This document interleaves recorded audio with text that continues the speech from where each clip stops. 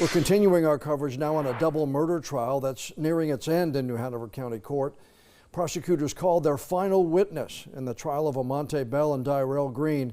They're charged with killing two people, Brianna Williams and Cordreese Tyson, inside that home on Providence Road in 2021.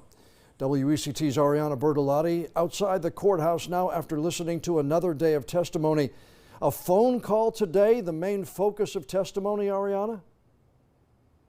That's right, John. Defendant Omonte Bell called Arian Williams Dixon, who is the sister of Brianna Williams. The two are close friends.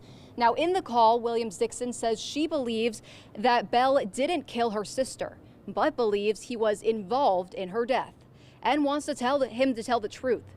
However, Bell denied any connection to the killings. Meanwhile, the defense began their cross-examination focusing on George Taylor III. His home is where the shootings took place, asking the detectives on the stand why an adult man would request his father be present for questioning with police. Cross-examination of this witness is expected to continue tomorrow as the trial begins to wrap up. Live outside the courthouse, Ariana Bertolotti, WECT News.